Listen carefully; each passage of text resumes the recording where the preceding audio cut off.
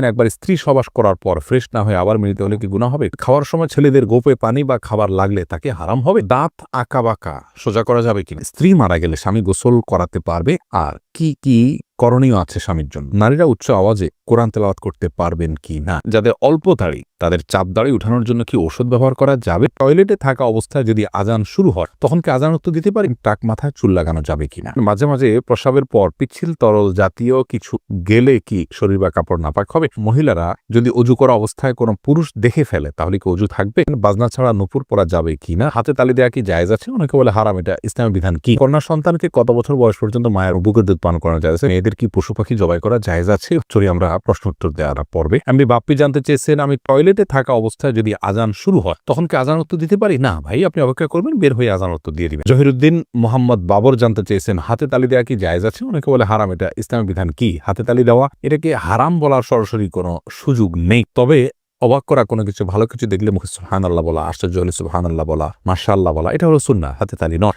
কিন্তু যদি কেউ হাতে তালি দেন তাহলে সেক্ষেত্রে হারাম হয়ে যাবে, এটা মোটেও সঠিক নয়। এম এস আল মাহমুদ জানতে চাচ্ছেন, কন্যা সন্তানকে কত বছর বয়স পর্যন্ত মায়ের বুকের দুধ পান করানো যায়? কন্যা এবং ছেলে সন্তান সবার জন্য একই বিধান, 2 বছর পান করাবেন। ইমাম আবু হানিফার মতে তার বেশি পান করানো জায়েজ নাই। অন্যান্য ইমামদের অনেকের মতে জায়েজ আছে, যেহেতু কোনো নিষেধাজ্ঞা নেই। যেহেতু আল্লাহ কোরআন কারিমে হাওলাইনে কামেলাইনি বলেছেন, লিমান ওই আরাদা আন ইউতিম্মা রাদাআহ, যে ব্যক্তি দুধ পান করার সময় পূর্ণাঙ্গতায় পৌঁছাতে পান তিনি 2 বছর করাবেন। আল্লাহ তাআলা পরিষ্কার বলেছেন, এজন্য 2 বছর করানো জায়েজ আছে। সায়েন্টিফিকলি বিষয়টা প্রমাণিত যে পরে আর মায়ের বুকের দুধে কোনো উপকারিতা বাচ্চার জন্য থাকে না। এজন্য 2 বছর পান করাবেন, ছেলে হোক মেয়ে হোক, যে মানে উভয় ক্ষেত্রে। খালেদা আক্তার জানতে চাচ্ছেন, মেয়েরা পর্দা না করলে মা বাবার কবরে কি আযাব হবে? মা বাবার যদি সেখানে কোনো দায় থাকে, ত্রুটি থাকে, তাহলে সেক্ষেত্রে তাদের আযাব হতে পারে। কিন্তু মা বাবা যদি তাদেরকে সঠিক পথের দিশা দিয়ে থাকেন, বুঝিয়ে থাকেন, দায়িত্ব পালন করে থাকেন, তাহলে সেক্ষেত্রে তাদের দায়ভার তারা শুধু সন্তানরাই বহন করবে, মা বাবার কোনো কিছু দায়ভার চাপানো হবে না। আল্লাহ বলেছেন, লা তাযরু ওয়াজরাতুন উযরা উখরা, কারোর দায়ভার অন্য কেউ বহন করবে না। লাইসা লিল-ইনসানি ইল্লা মা সাআ, প্রত্যেকে যা করবে তারই তিনি দায় নিবে। এমডি নাসিরউদ্দিন জানতে চেয়েছেন, মাঝে মাঝে প্রস্রাবের পর পিচ্ছিল তরল জাতীয় কিছু গেলে কি শরীর বা কাপড় নাপাক হবে? যদি শরীরে লাগে তাহলে সে অংশটা ধুয়ে ফেলবেন, কাপড় লাগলে সে অংশটা ধুয়ে ফেলবেন, বাস, তাহলেই চলবে। নাপাক হবে যেটুকু লাগবে সেটুকু জায়গা। আব্দুল মুমিন জানতে চেয়েছে, মহিলারা যদি অজু করা অবস্থায় কোনো পুরুষ দেখে ফেলে তাহলে কি অজু থাকবে? দেখুন ভাই আব্দুল মুমিন, অজু করা অবস্থায় কোনো পুরুষ দেখলে অজু ভাঙবে এমন নয়, তবে সেটা যদি ইচ্ছাকৃত দেখেন তাহলে গুনাহ হবে, অনিচ্ছাকৃত হলে গুনাহও হবে না।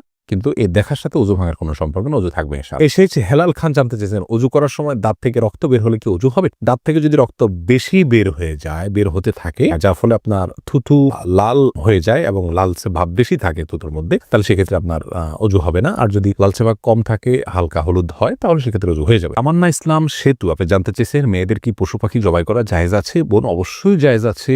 মুরগি, হাঁস, এই জাতীয় পশু পাখি, গরু, এগুলো জবাই করার ক্ষেত্রে অনেক উদাহরণ আমাদের সমাজে আছে। যেমন ভাই বোন দুজন মিলে একসাথে গরু জবাই করতে পারবেন না শেয়ারে। তারপরে আপনার মেয়েরা গরু বা ছাগল বা কোনো পশু জবাই করতে পারবেন না। গোসল ফরজ অবস্থায় গরু ছাগল জবাই করা যাবে না। স্বামী স্ত্রী একজন ধরবেন, একজন জবাই করবেন, এগুলো করা যাবে না। এরকম নানাবিধ কথা আমাদের সমাজে প্রচলিত আছে। এগুলো সবগুলো ভ্রান্ত ধারণা।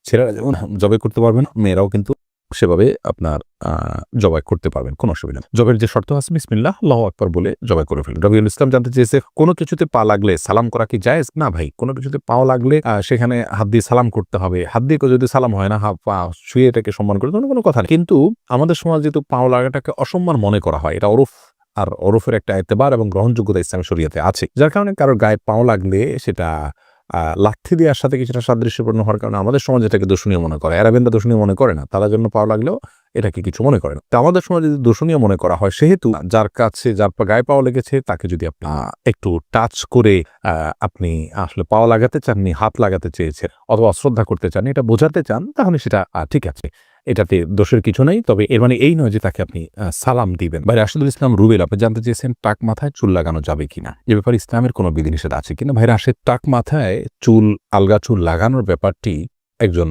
স্বাভাবিক অবস্থায় একজন মানুষের জন্য জায়েজ নাই, কারণ আল্লাহ রাব্বুল আলামিন বলেছেন, লা তাবদীলা লিখালকিল্লাহ, আল্লাহর সৃষ্টিতে কোনো প্রকার পরিবর্তন করা চলে না। এখন কারো চুল পড়ে গেছে, তিনি আলগা চুল লাগিয়েছেন, এটা এক ধরনের প্রতারণার মতো। যেমনি ভাবে চুল সাদা হয়ে গেলে সেটাকে কালো করার যে একটা প্রবণতা, নিজের বয়স লুকানোর চেষ্টা, অথবা বয়স ছাড়াও অনেক সময় সাদা হয়ে থাকে, তো এই যে নিজের অবস্থার পরিবর্তন করার চেষ্টা, এই জিনিসটাকে ইসলাম ভালোভাবে দেখে না। অতএব এটাকে স্বাভাবিকভাবে রেখে দেওয়াটাই উচিত, এবং এখানে কোনো প্রকার লুকোচুরি করা এটা অনুচিত এবং অসুন্দর। আব্দুল্লাহ জানতে চেয়েছেন নারীরা উচ্চ আওয়াজে কোরআন তেলাওয়াত করতে পারবেন কি না। ভাই আব্দুল্লাহ, নারীরা উচ্চ আওয়াজে কোরআন তেলাওয়াত করতে পারবেন, তবে সেটি পরপুরুষের কণ্ঠ পর্যন্ত কান পর্যন্ত যেন না পৌঁছে সে ব্যাপারে চেষ্টা করতে হবে।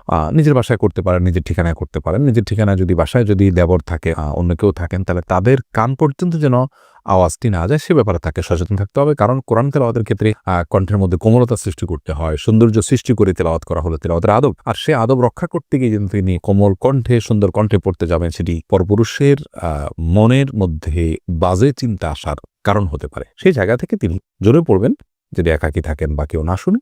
আর যদি কেউ শোনার মতো থাকে তাহলে তার কান পর্যন্ত যেন না যায় সেভাবে তিনি তেলাওয়াত করবেন ইনশাআল্লাহ। ফাহিম, আপনি জানতে চেয়েছেন স্ত্রী মারা গেলে স্বামী গোসল করাতে পারবে আর কি কি করণীয় আছে স্বামীর জন্য। দেখুন, স্ত্রী মারা গেলে স্বামী গোসল দিতে পারবেন কি না এ বিষয় নিয়ে ওলামায়ে কেরাম এবং ইমামগণের মধ্যে মতপার্থক্য আছে। ইমাম আবু হানিফা রাহিমাহুল্লাহর মত হলো যে স্ত্রী মারা গেলে স্বামী তাকে গোসল দিতে পারবেন না। তার কারণ হলো তিনি মনে করেন মৃত্যুর সঙ্গে সঙ্গে বৈবাহিক সম্পর্কটা আর থাকে না, ছিন্ন হয়ে যায়, যার কারণে তারা মাহরামের মতো হয়ে যান। এখানে অন্য কোনো মেয়েরা গোসল দিবেন।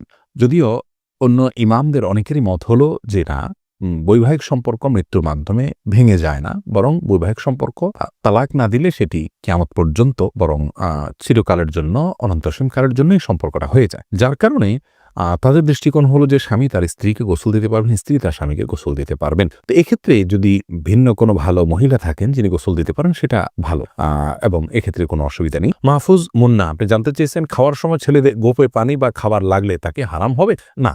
এমন কোনো কথা নেই গোপে পানি বা খাবার লাগলে হারাম হয়ে যাবে, এটা জায়েজ নাই। এমনি লিটন হোসেন জানতে চেয়েছেন দাঁত আঁকাবাঁকা সোজা করা যাবে কিনা। হ্যাঁ, যাবে, কোনো অসুবিধা নেই। আঁকাবাঁকা দাঁতকে সোজা করাতে কোনো অসুবিধা নেই, এটা খুবই সাধারণ একটি বিষয়, অনেকে করে থাকেন আজকাল, অসুবিধা নেই ইনশাআল্লাহ। জুনায়েদ, আপনি জানতে চেয়েছেন যাদের অল্প দাড়ি তাদের চাপ দাড়ি উঠানোর জন্য কি ঔষধ ব্যবহার করা যাবে। ভাই সাইদ জুনায়েদ, ঔষধ ব্যবহার করে দাড়ি উঠানো এটা যদি স্বাস্থ্যের জন্য ক্ষতিকর হয়, ক্ষতিকর হওয়ার কথা স্বাভাবিকভাবে, যদি ক্ষতিকর হয় তাহলে কিন্তু এটা করা জায়েজ নাই। আল্লাহ রাব্বুল আলামিন বলেছেন ওয়ালা তালকু বিআইদিকুম ইলা তাহলুকা, তোমরা নিজেদেরকে ধ্বংসের দিকে, ক্ষতির দিকে ঠেলে দিও না। অতএব এমন কোনো ঔষধ ব্যবহার করা যাবে না যে ঔষধ ব্যবহার করলে আমাদের ক্ষতি হতে পারে। আর যদি কোনো প্রকার ক্ষতি না হয় তাহলে সেক্ষেত্রে দাড়ি গজানোর জন্য তিনি যদি কোনো মেডিসিন ইউজ করেন, করতে পারেন, কোনো অসুবিধা নেই। তবে মনে রাখা উচিত আল্লাহ রাব্বুল আলামিন তাকে যেভাবে সৃষ্টি করেছেন সেটার উপরে সন্তুষ্ট থাকা, এটার মধ্যেই কল্যাণ নিহিত আছে। চাপদাড়ি বা গালভর্তি দাড়ি হলে অনেক সুন্দর দেখা যাবে, সন্দেহ নাই, কিন্তু আল্লাহ রাব্বুল আলামিন আমাকে যেভাবে সৃষ্টি করেছেন, আল্লাহর এই ফয়সালায় সন্তুষ্ট হয়ে যাওয়া, এটার ভেতরেও কিন্তু এক ধরনের তৃপ্তি আছে, এর মধ্যে এক ধরনের শান্তি আছে। এই জন্য এই ধরনের পথগুলো অবলম্বন না করা ভালো। কিন্তু যদি স্বাস্থ্যের জন্য ক্ষতিকর কিছু না হয় তাহলে করতে পারে, কোনো নিষেধাজ্ঞা নেই। আব্দুল হামিদ রিপন জানতে চেয়েছেন একবার স্ত্রী সবাস করার পর ফ্রেশ না হয়ে আবার মিলিত হলে কি গুনাহ হবে। কোনো গুনাহ হবে না, তবে মাঝে যদি অজু করে নেওয়া যায় তাহলে সেটা সুন্নাত আদায় হবে, না করলেও গুনাহ হবে না।